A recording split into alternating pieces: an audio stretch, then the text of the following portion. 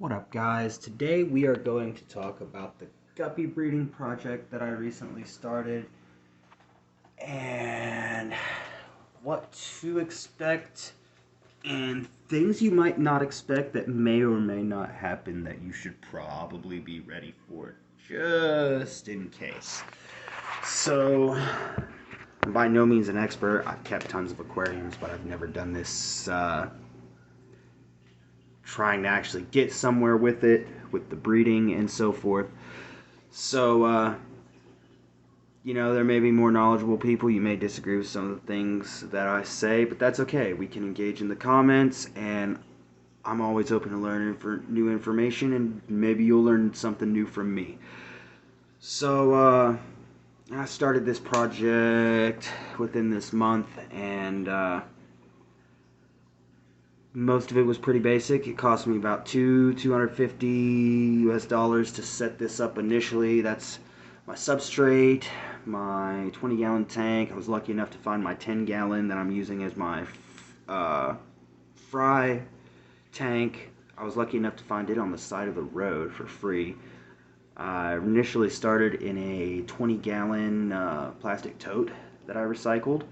And those actually work fine as long as they're BPH free, I think is what it is. But you can use those. I'm all about recycling. Nothing goes to waste. Very natural. You know what I mean? So some of the things I was not expecting, let's start with that, is one, get your fry tank ready immediately.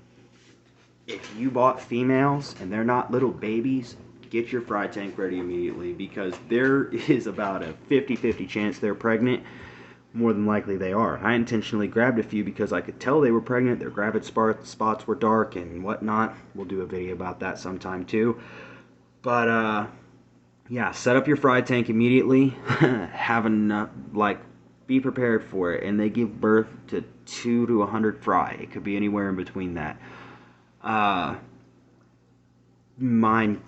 I had one giving birth within 24 hours of purchasing it. The next thing that I would say be prepared for is the stress of moving them.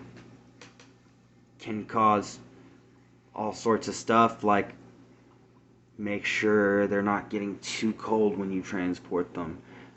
Not that you have to freak out about it, but don't freeze them to death. Don't leave them in your car. Don't go to the pet store first if you've got to stop at Walmart and do shopping too. You know what I mean? I got hiccups now. But let's see, fry tank. Another thing is it's not always your fault, despite what most people will tell you. It is not always your fault if a fish dies, especially if you just got that fish. These fish looked overall pretty healthy when I got them. I bought 2 batches from 2 different stores, and then lo and behold, a bunch of them from the batch from one of the stores, which I will not name because they're overall not a bad store, died. It was just a bad batch. They ordered from overseas, and it was just a bad batch, and a lot of them died, and I made the mistake of purchasing them within 12 hours of them hitting the store, which provided all sorts of opportunity for them to die. Because shock, parasitic infections, bacterial infections, fungal infections, there's so many different reasons that your fish could already be sick when you get it. The reason I knew that I couldn't have been the reason that my fish were dying is all my water parameters were good. My temperature was great. And the fry were surviving. That was a good sign to me, is that all my fry are alive. Even in the big tank, there were a couple of fry that were born, and they're not being eaten or anything. So for them to have not even be eaten, that means I have to be feeding enough and everything, right? At least generally speaking, I would think so.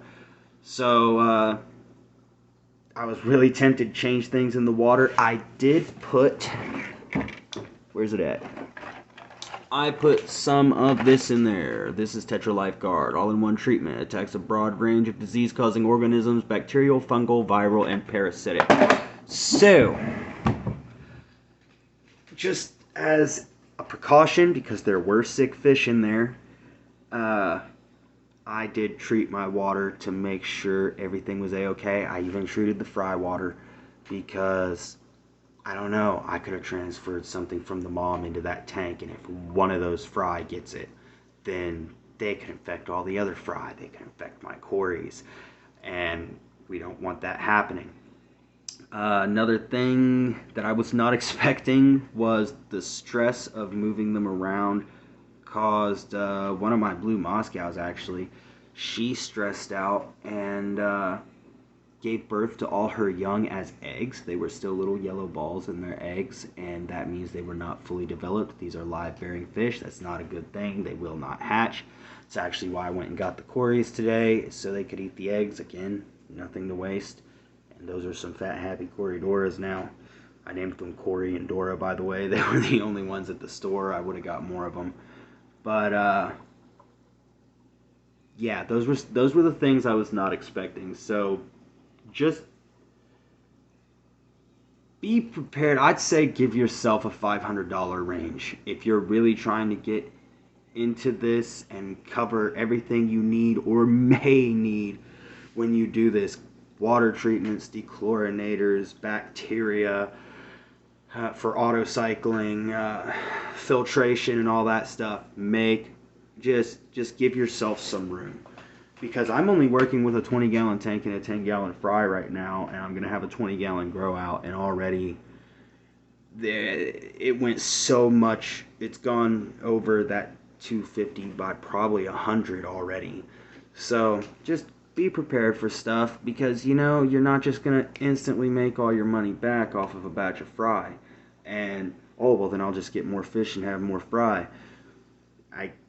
Sure, go for it. If you think that's going to work, go for it. But for every fish you have, everything gets a little more expensive. Sound like an inch a gallon, dude. The more fish you have, it gets more expensive. Things that I was not expecting that were good, though. Sponge filters, dude. Oh my gosh, sponge filters. These are the only filter I think I will ever use. Mine are bigger than necessary for the water that I'm using, but I'm also using I'm using air stones in them. My 10 and my 20-gallon tank have the 20-gallon air pumps going through them. And these filters are for 30 and 40 gallon, but I like having the extra filtration, the extra air coming through. Now, how do sponge filters work? Because literally you just hook your air pump up to them. Now you're not buying a filter and an air pump in the same way as you were before. You're buying one mechanism that's going to connect to this. And it really does work. It'll hold all the healthy bacteria way better than other filters. And it's creating your oxygen in one thing, okay? So how do they work? The air that's being forced through that tube is also causing water to be absorbed through the sponge. And you won't have to necessarily replace these sponges. I guess if you didn't maintain it for a while and it got really, really, really bad, you would. But you take your old aquarium water when you do an aquarium change and you just wring it out in the dirty water, literally clean it up a little bit, because the bacteria that it holds are really good. It's a good thing to have that going on.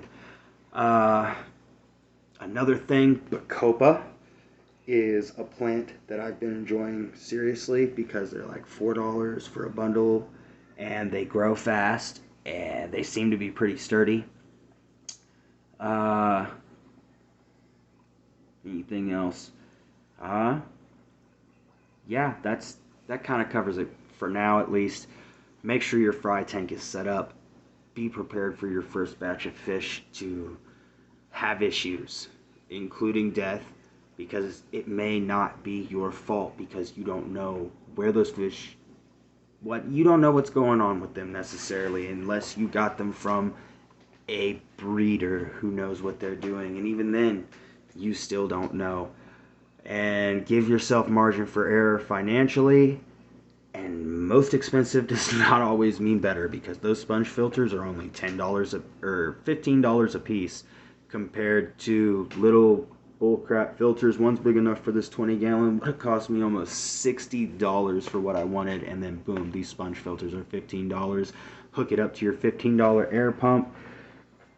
Grab a bunch of this line for $5 and stick an air stone in there, 6-pack for $2.